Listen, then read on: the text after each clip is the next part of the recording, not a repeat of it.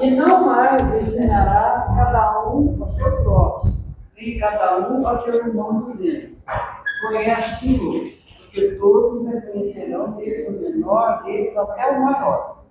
Paulo aos Hebreus, capítulo 8, versículo 11.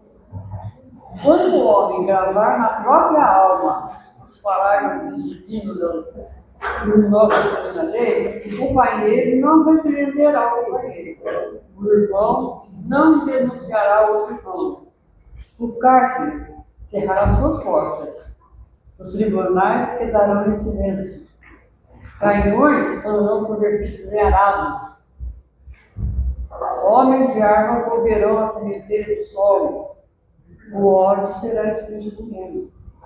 As máquinas não vomitarão chamas para o incêndio e para a morte, mas cuidarão pacificamente do progresso planetário. A justiça será ultrapassada pelo amor. Os filhos da fé não somente são justos, mas bons, profundamente bons. A prece constituirá alegria e louvor, e as casas de oração estarão consagradas ao trabalho sublime da fraternidade suprema. A pregação da lei viverá nos atos e pensamentos de todos, porque o Cordeiro de Deus terá transformado o coração de cada homem em tabernáculo de luz eterna, em que o Supremo Divino resplandecerá para sempre.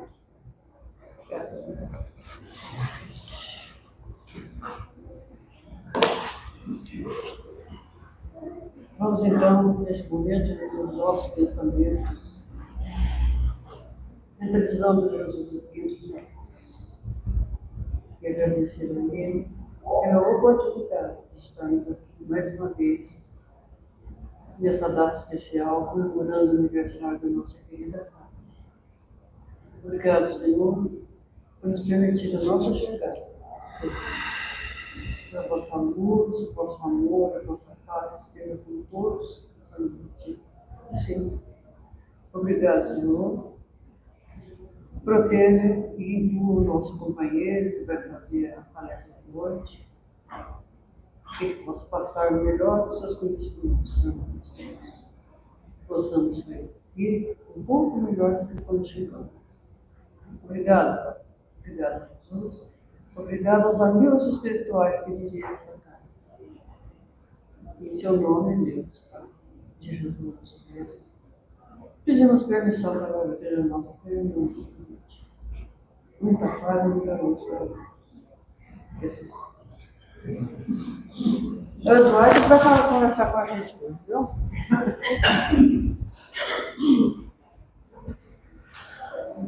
Muito boa noite àqueles que eu não pude cumprimentar. Muito bem-vindos à celebração de 44 anos da nossa Casa Espírita. Possivelmente vocês sabem que talvez eu devesse falar, algumas filhas de um dos fundadores da nossa casa estão presentes aqui.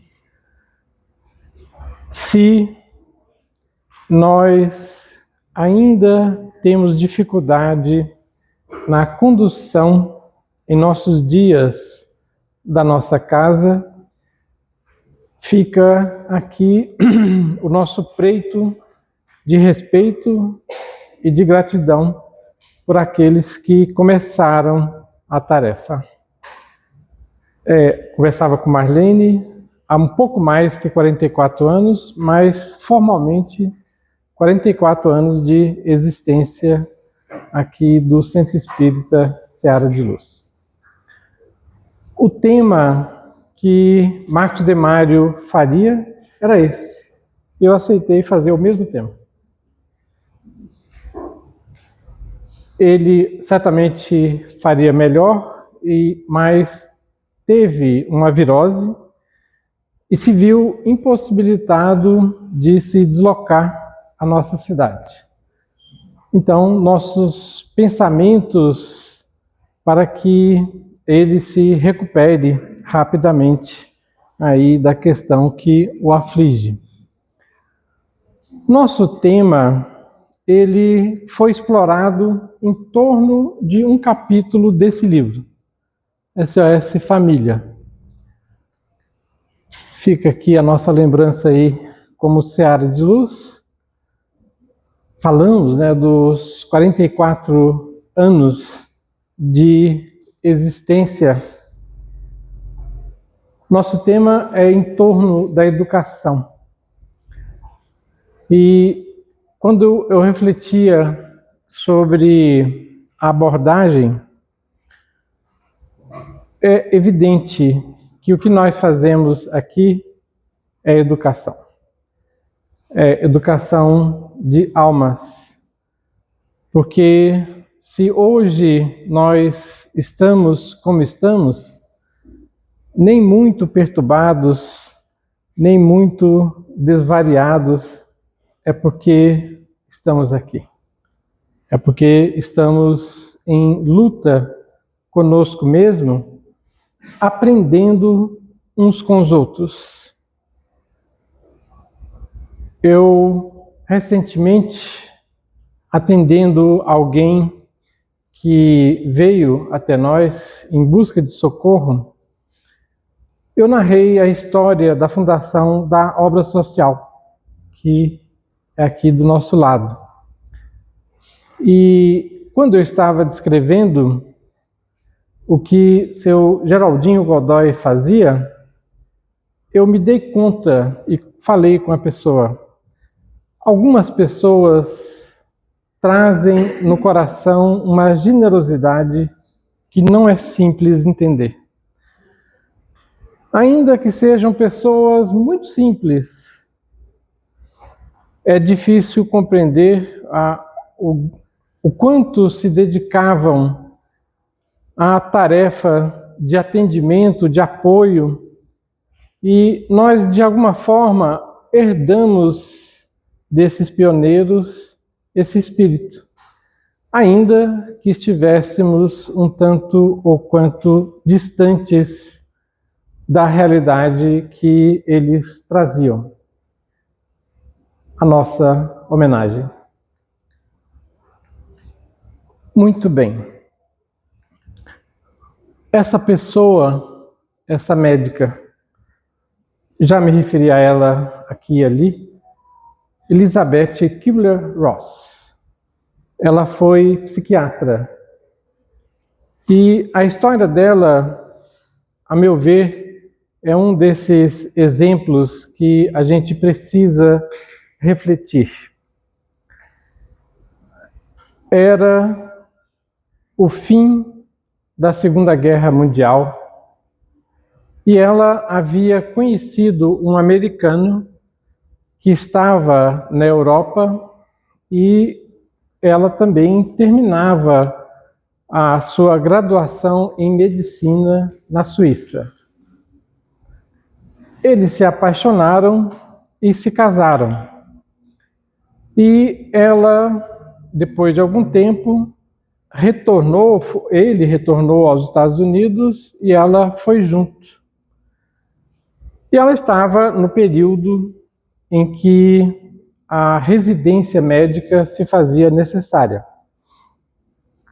E ela se candidatou a alguns hospitais e foi aceita na psiquiatria em um hospital em Manhattan, em Nova York. E ela própria descreve no livro, um dos livros que ela escreveu, que ela falava um inglês da Suíça. E os pacientes daquele hospital, um inglês de Manhattan, da psiquiatria. E ela escreveu, nós não nos entendíamos. E a coisa mais bela veio a seguir. Então, eu resolvi amá-los. E ela conta que ela cuidou dos pacientes e a técnica de contato que ela criou depois virou uma técnica de abordagem, era que eles desenhassem sobre eles mesmos. E ela interpretava os desenhos e propunha, então, táticas de terapia. Ela escreve que ela conseguiu um índice de alta, antes que eu fale o número. Eu não sou desse tempo, mas eu já ouvi falar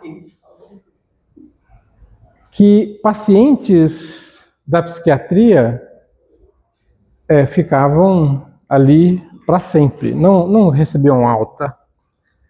O índice de alta que ela conseguiu foi de 95%. Que mesmo hoje é mais raro ter internação, só quando o paciente é um risco para si mesmo ou para a sociedade. Não se interna mais na psiquiatria. Na época era diferente, mas o índice que ela conseguiu perturba. E, a meu ver, é muito interessante o que a motivou, que eu disse aqui, eu resolvi amá-los. E ela conseguiu, né, um resultado que talvez não fosse ensinado nas faculdades da Suíça, nem em lugar nenhum.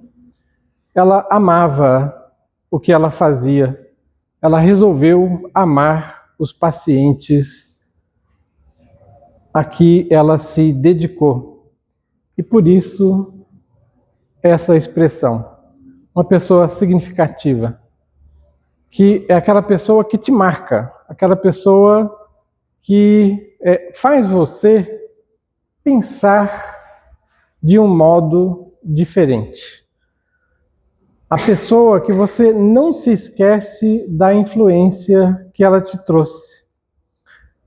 Pense, vocês, quem são pessoas significativas para vocês? As pessoas que te marcaram, que fazem com que você seja quem você é agora. São as significativas na sua trajetória. E a gente faz aqui uma reflexão rápida, particularmente no ambiente de família, né? Vocês certamente sabem dessa realidade, que nós, apesar de termos, né, experiências reencarnatórias, nosso passado, diferentes umas dos outros, nós, na maioria das vezes, nós, na família, já estivemos juntos. Não é só que nós já estivemos juntos. Nós, muitas vezes, rogamos que estivéssemos juntos mais uma vez, exatamente para que nós tivéssemos a oportunidade de refazer desvios, enganos que nós perpetramos no nosso passado. E por isso nós estamos juntos. Nós pedimos, em geral, imploramos. E a despeito de nós termos vivido tais experiências diferenciadas uns dos outros, definitivamente, exceto casos raros, nós somos parecidos uns com os outros. Vê se faz sentido isso. Vou falar devagar. Por que somos parecidos? É que nós temos dificuldade de nos relacionar.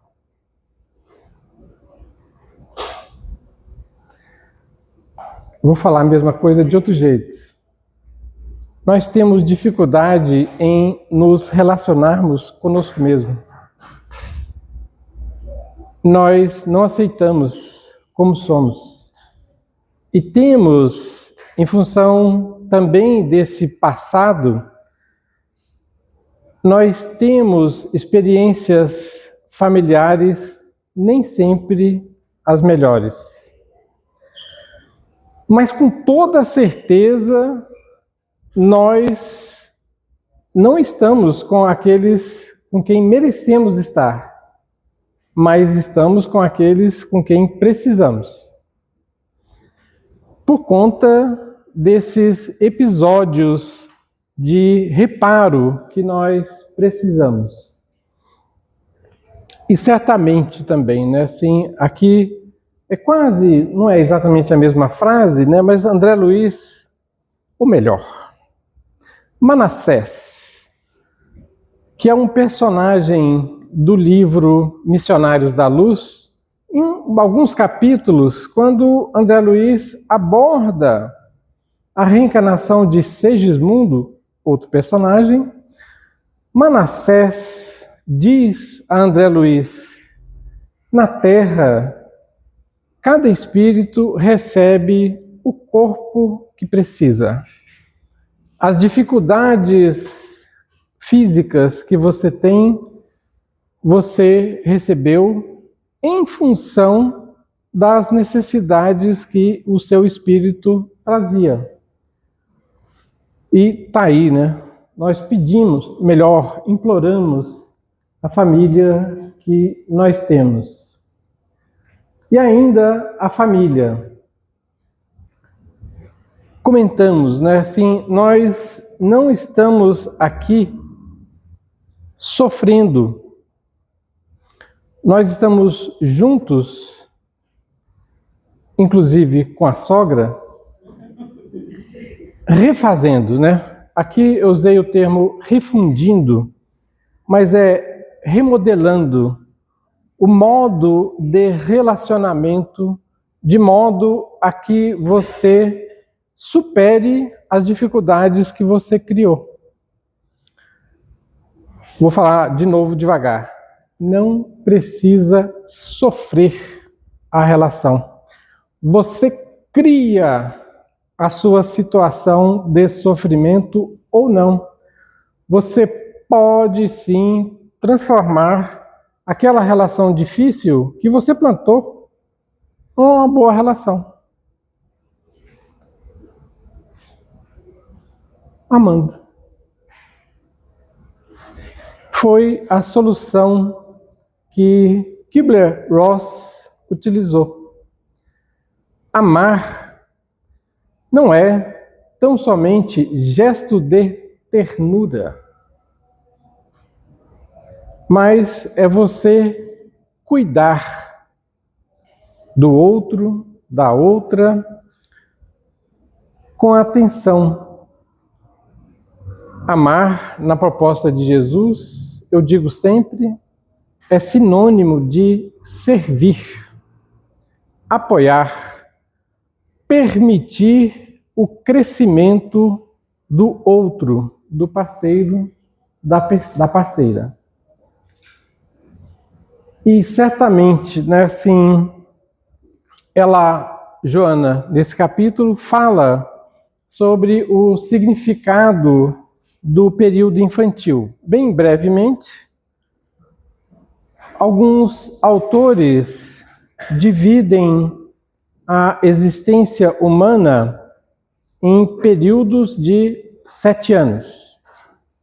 Setênios. Só para vocês saberem, né, o termo.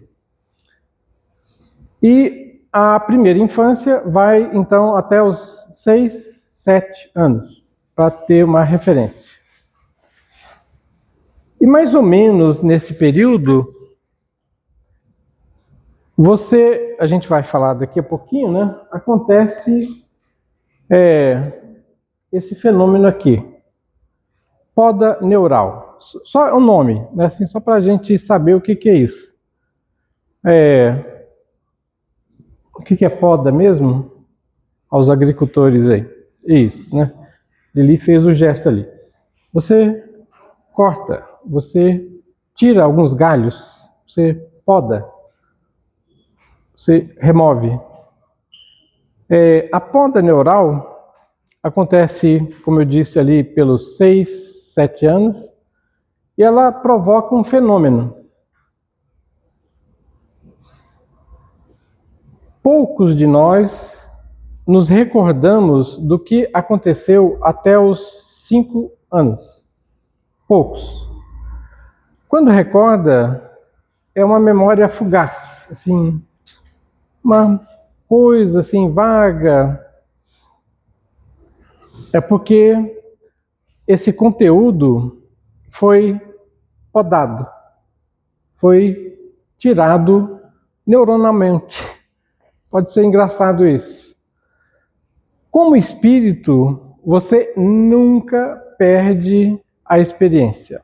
Ela sempre está acumulada. Então, o que acontece do zero, ou talvez do antes, até 6 anos de referência, 6, 7 anos, fica perdido para o cérebro físico e constante na memória para o espírito. O nome disso, como o conteúdo do que aconteceu até os 7 anos te afeta, já ouviram falar de traumas de infância? E você não se lembra, mas tem trauma. Ele faz parte do seu inconsciente. Faz sentido? Ele te afeta, ele te perturba às vezes, mas você não se recorda. Essa é a definição do inconsciente, né? Tudo que você tem no conteúdo de memória que você não se recorda conscientemente, mas afeta o seu comportamento.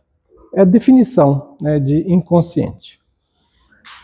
A poda neural provoca que os fenômenos, as coisas, os fatos que aconteceram até esse período ficam depositadas no porão do inconsciente. Mas, por isso, a importância desse período, porque, acabei de falar, você teve experiências difíceis com aqueles seres que agora se aconchegam nos seus braços. Quando você, vou usar o mesmo verbo, refunde a experiência amorosamente, a má notícia é que até os 6 anos, o que aconteceu ali ficou no inconsciente, mas ele te afeta. Esse inconsciente fica dizendo sem palavras ao pai e mãe, eu estou vendo que mãe, né, com os filhos no colo, minha mãe era uma pessoa difícil, era muito antes, o passado remoto, mas ela se comporta de modo diferente.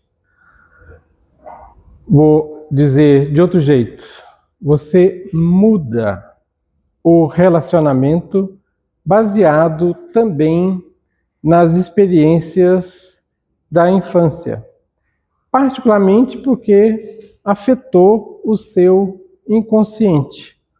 Depois dos 7 anos, faz diferença? Vocês sabem a resposta. É lógico que faz.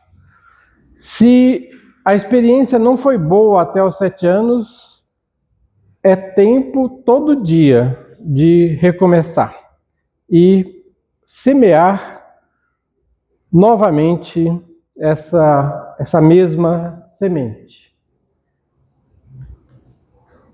E certamente, né, assim, muitas vezes você pode pensar que aquelas pessoas que estão junto de você na família, inclusive a família expandida. Vocês sabem o que é a família expandida. Porque tem o núcleo familiar menor, com todo respeito, sogra, sogro, fazem parte da família expandida. Companheiros de casa espírita, família expandida.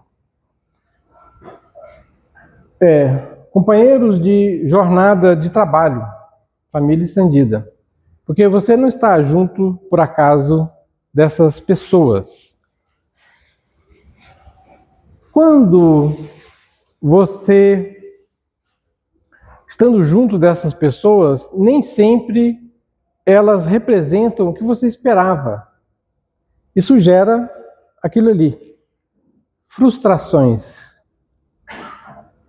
Mas o que seria o amar nesses episódios? O amar, eu disse agora há pouco, né? Na proposta de Jesus, servir sempre. Que significa, nesse caso, vou falar de novo devagar, não desistir. Perseverar. Quando você faz isso, só existe um resultado possível, que se chama vitória. Mesmo que demore mais de uma encarnação. Mas você, certamente, persistindo, você consegue superar as dificuldades. Então, fique claro para todos que a frustração de agora, você está colhendo a sua semeadura. Mas se você persiste, você planta novamente e colhe, persistindo, novos frutos, que não serão mais da forma de frustração. E certamente você recebe ali simpatias, né? Graças a Deus nós temos simpatias dentro da família, mas também antipatias. E aqui essa lembrança que Matilde Vilar faz em outro livro, Rumo às Estrelas, também de psicografia de Divaldo Pereira Franco. Ela fala, né, assim, que nós trazemos marcas perispirituais que traduzem nossos hábitos de ontem, que mostram o que nós fomos. E elas vibram, elas acabam modificando a nossa atitude. Como é que é? Eu falei do inconsciente agora há pouquinho. Você tem lembranças que você não se lembra. Você tem uma memória de outras existências, que são essas manchas perispirituais, que você não se recorda do que você fez. Mas elas vibram e afetam o seu consciente. É mais ou menos assim, é como se você fosse, a sua memória desse passado fosse uma espécie de obsessor. Só que é você mesmo. É uma memória que você gravou e ela fica te levando a repetir hábitos que você cultivou outrora. Faz sentido?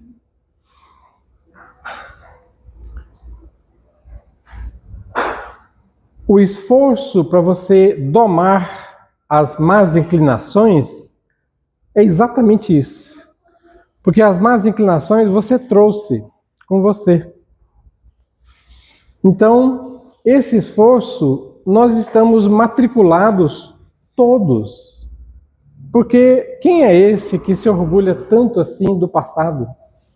Só nosso Senhor Jesus Cristo. nós estamos em luta com esse passado. É o esforço em domar as más inclinações, só para vocês lembrarem, né? É o verdadeiro espírita. Né? Reconhece-se o verdadeiro espírita pela sua transformação moral e pelo esforço que emprega em domar as suas más inclinações. Esse é o verdadeiro espírita. Não é ter alcançado um estado de santidade. Ele se esforça todo dia. E é isso que nós precisamos aqui repetir. E certamente, né, assim, quando você faz isso, você está a caminho de cultivar novos bons hábitos que expulsem aquelas manchas. Eu vou falar de outro jeito. Você passa, sabe a escova de lavar? Você passa a escova sobre as manchas. É criar um novo hábito, substituindo o mau hábito que ainda te perturba. E certamente, né, assim, a melhor das escolas para isso é o lar. Mas o esforço prossegue. A escola também é um local que você recebe influências, boas e más. Mas o esforço de substituição é o mesmo. E ela mesma, Joana, ela fala, né, assim, que essas manchas que a gente se referiu, você as cultivou em várias encarnações. Pode ser egoísmo, pode ser apego ao dinheiro, pode ser vaidade, né? Pode ser apego ao que é matéria. São os vícios, né, na expressão que Kardec traz. Pode ser alcoolismo, pode ser outras drogas. São os vícios, né? Assim, os vícios morais. Você não consegue superar da primeira tentativa. A má notícia, nem da segunda e nem da terceira. Porque você cultivou esse hábito por muitas encarnações. Você terá que trabalhar contra esse mau hábito ou substituindo por um bom. Porque nós precisamos desses hábitos. Nós precisamos dos hábitos que desafogam o consciente e você faz coisas por hábito, por processos de condicionamento, a expressão. E certamente, né, assim, você pode pensar que você exerce influências e recebe influências. Nossas influências colaboram, também vou falar devagar, para diluir as manchas no outro. O principal autor da mancha é você mesmo. Mas você recebe influências. Eu vou lembrar para vocês. Já tiveram a experiência de estar com pessoas que te acalmam?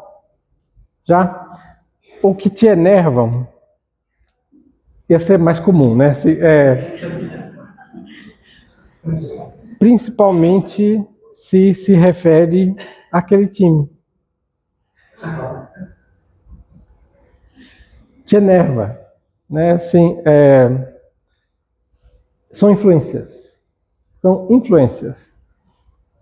Acontece que quando você exerce uma influência amorosa, a mancha no outro dilui.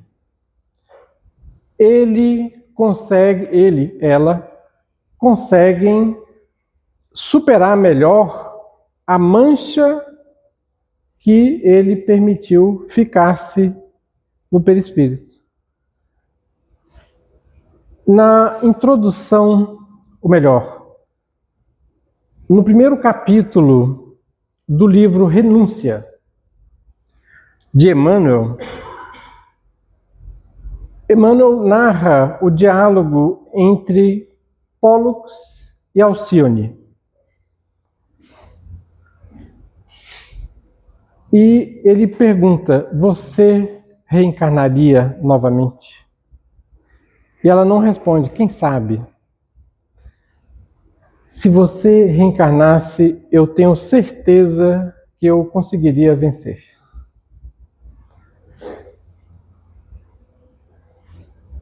Para que a gente pense, esse processo de diluição das manchas de outrora.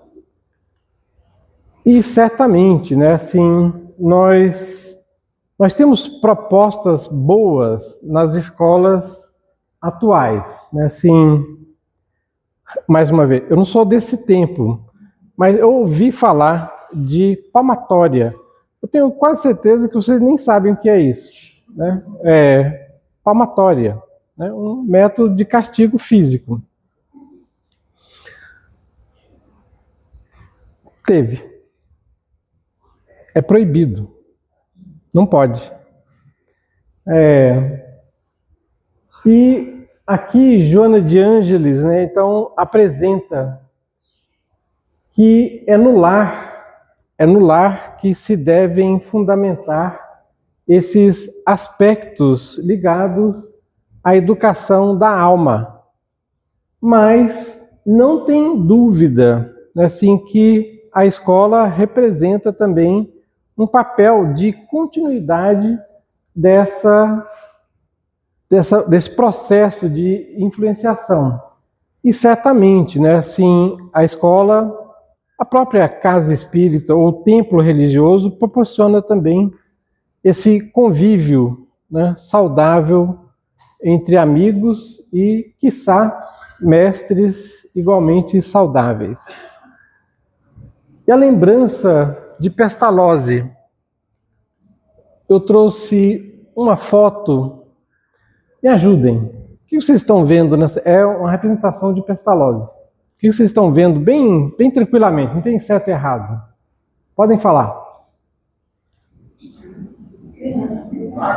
Crianças. Alguém falou algo muito...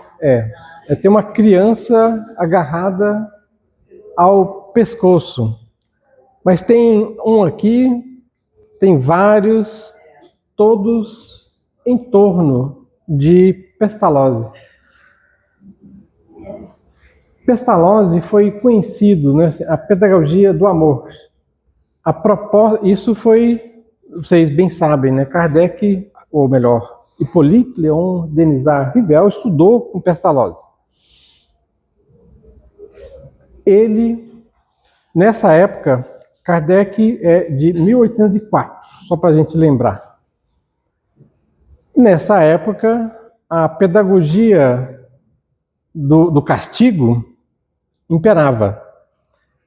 Pestalozzi pregava o contrário. Tinha que dar liberdade, tinha que dar motivos de expansão da criança em particular. E está aí, né, assim, a proposta que ele fez. E ela, Joana, ainda fala, né, assim, que é na família que nós vamos cumprir a tarefa da educação. Mas a escola deverá também colaborar com a educação além da instrução. Porque é isso que vai transformar a humanidade, as pessoas, e daí a mediunidade, a humanidade. E aí ela também fala, né, assim, é necessário, né, assim, que se dê condições agradáveis para que a criança queira aprender, que seja uma experiência boa para a criança. E ela continua: em vez de se lhe impingir por meio do processo repetitivo, eu digo, não é do meu tempo isso, os conhecimentos adquiridos, o educador há de motivá-lo às próprias descobertas, com ele crescendo, de modo que a sua contribuição não seja o resultado do pronto e concluído. A gente vai falar daqui a pouquinho. Desse jeito, nós formamos pessoas transformadoras. Pessoas... Lembra, eu dei um qualitativo, né, uma qualidade para Elizabeth. Uma pessoa significativa. É a pessoa que transforma, que deixa marcas. As pessoas, né, assim, que carreguem esse aspecto são pessoas que transformam. Né, e é o que a educação deveria perseguir. Isso inclui a nossa evangelização, porque nós estamos trazendo essa influência para eles. E certamente, né, ela continua sobre a educação. Com a escola progressiva, tem exemplos, né? Aliás, antes que eu fale, aqui eu estou falando de exemplos mais contemporâneos, mas o exemplo de Eurípides Barçanufo, que trouxe uma experiência no Triângulo Mineiro muito diferente do que se praticou décadas depois ainda, né? E só recentemente se deu mais valor ao que ele fez em Sacramento. Com a escola progressiva, porém, surgiu mais ampla visão em torno da problemática da educação. E o educando passou a merecer o necessário respeito, de modo a desdobrar possibilidades próprias, fomentando intercâmbios experienciais a benefício de mais valiosa aprendizagem. Eu sei que tem algumas educadoras aqui. Qual a escola que faz isso aqui, ó? Desdobramento de possibilidades próprias. E fazem crescer o que ele traz, né? Porque possibilidades próprias é isso. Tem um método. Isso é uma pergunta. Construtivismo. É isso o propósito, né? Mas o construtivismo é assim, ele traz um conteúdo. Esse conteúdo precisa ser desdobrado. Veja se isso é ou não é espiritismo. Porque ele traz o conteúdo de antes. E a nossa tarefa não é repetir tabuada. É trazer de volta o que ele já soube. E a partir daí, desenvolver essas potencialidades. Não é bacana? A meu ver, né, a contribuição da doutrina espírita. Aqui, né, a gente colocou uma experiência que eu já vi de a criança aprendendo operações de matemática fazendo bolo. Porque quanto de farinha, quantos ovos, né? O nome disso é proporções, só para, né, lembrar. Ela vai aprendendo, né, assim, 3 xícaras, vai aprendendo, né, são essas potencialidades à descoberta. Aqui é uma tentativa de uma horta, aprende, né?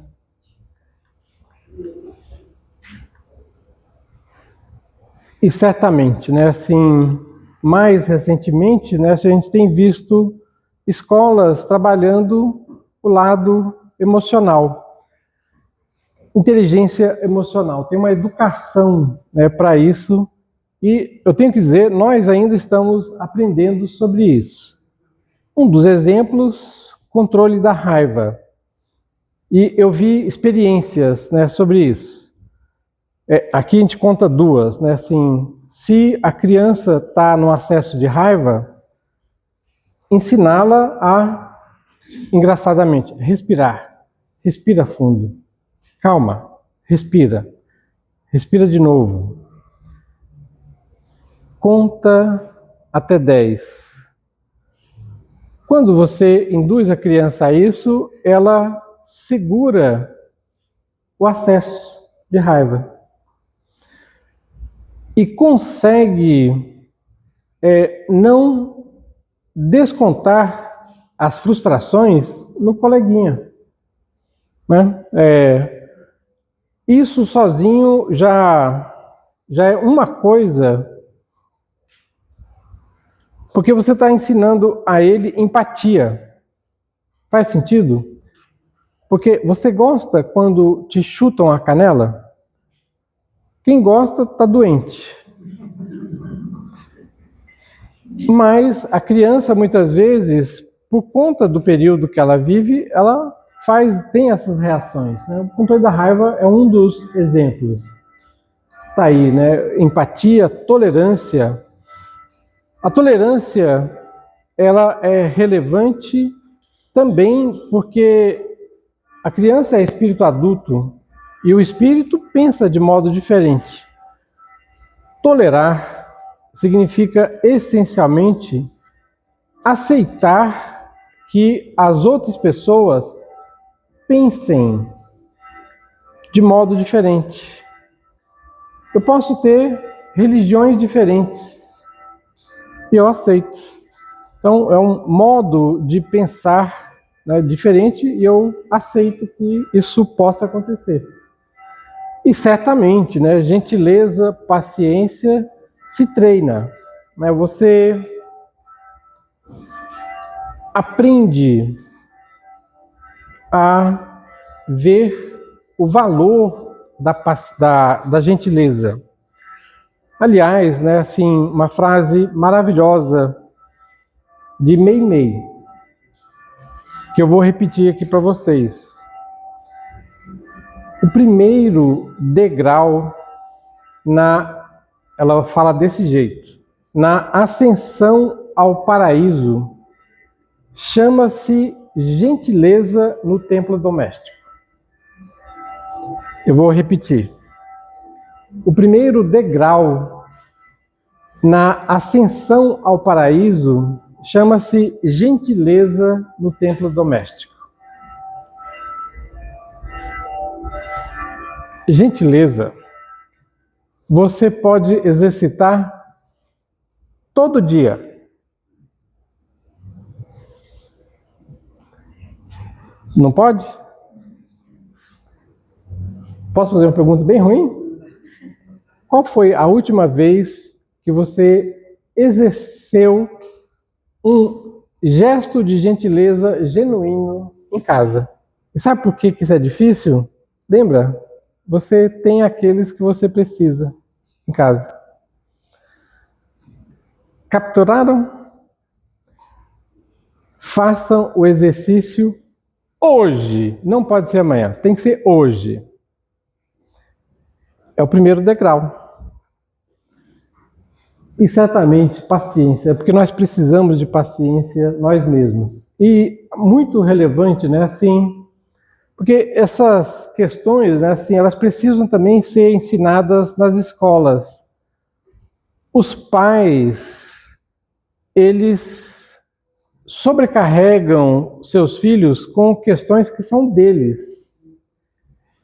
A escola, muitas vezes, não está preparada para educar os pais, porque precisa. Porque eles, muitas vezes, causam as questões nos filhos, que levam para a escola. Então, é preciso ter momentos de influência. Lembra? Eu falei, você influencia todo dia. Então, é preciso trazer os pais para esse regime de influência.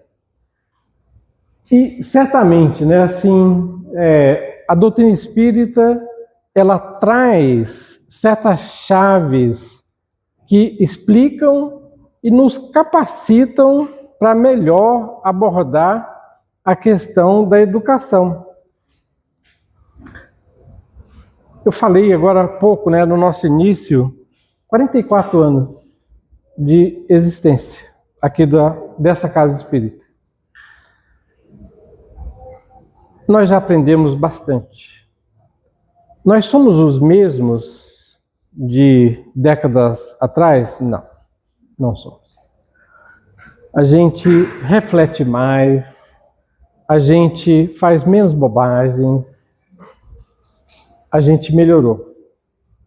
Então, esse processo que a doutrina espírita nos traz, nos ajudando a nos conhecer e saber enfrentar as nossas próprias dificuldades, não tem dúvida, é o processo de educação nos fazendo pessoas melhores, pessoas que transformam.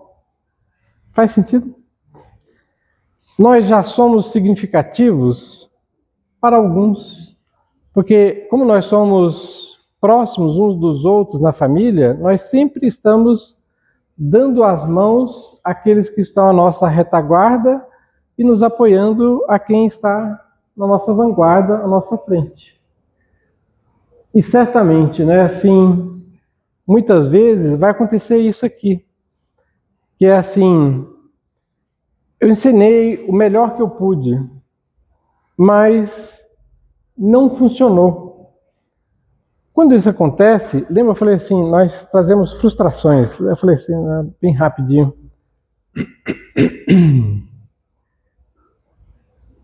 Como é que você sabe que não funcionou? Você não sabe. Porque você lançou a semente. Só o tempo é capaz de dizer se a semente se alojou no local correto. A você não cabe se perguntar, se criticar, cabe perseverar na semeadura. Só isso. Você continuará, a despeito do que parece não ter dado certo. Mas você não sabe, porque você não sabe de onde partiu. A brincadeira do mineiro, né? Um cotô e pão covô. Que você tem uma pessoa na sua frente, a avaliação, você pensa que é ali. A avaliação do sucesso depende de onde ele começou. Um espírito perverso, se ele reencarna e não exerce sua maldade, ele evoluiu. E você, pai, pode ficar frustrado com isso. Fala, Cláudio. Tem mais uma coisa, cada semente tem tempo certo para germinar. Nem sei, a gente não sabe qual é esse tempo. Então, a gente plantou. Agora, quando ela vai dar fruto... É isso mesmo, né? E, eventualmente, você tem que ir lá e revolver o solo, aguar mais um pouquinho, porque não funcionou. Tenta de novo. A perseverança é isso, aqui. E muito bem, né? Assim, a partir daí você consegue formar esses indivíduos que saibam criticar e saibam transformar onde eles estão. E a partir daí, certamente, né, nós podemos pensar numa nova era. Nós estamos diante de a alvorada de um mundo novo. Já há pessoas que estão nesse estágio. Assim como a gente mencionou no início, as pessoas que começaram com sonhos essa casa, eu queria aqui homenagear, né, os trabalhadores dessa casa, porque eles tiveram a virtude de continuar. De sabendo que tem dificuldades, que não são perfeitos, que continuaram. E isso permite que outros corações recebam a mesma semente que nos beneficiou há tanto tempo. Não só a esses pioneiros encarnados, mas também aqueles que trabalharam com esses e continuam trabalhando do lado espiritual, a nossa mais sincera, a despeito de ser singela, homenagem a esses 44 anos. Nós vamos fazer o passe coletivo. A gente não combinou? Eu faço a prece? Vou convidá-los a esse momento de prece, em que certamente só nos cabe agradecer a todos esses trabalhadores de ambos os planos que fizeram com que estivéssemos de pé, prosseguindo no labor de divulgar a doutrina espírita, representando o pensamento de Jesus para a nossa atualidade. Que saibamos usar essas sementes, também transformando nossos próprios corações, contribuindo na educação das diferentes gerações, mas certamente daqueles que estão laborando conosco na mesma jornada. Obrigado, Senhor, por tantas bênçãos que temos colhido. Obrigado por Tu permitires que estejamos em Tuas leiras da divulgação do Teu próprio pensamento.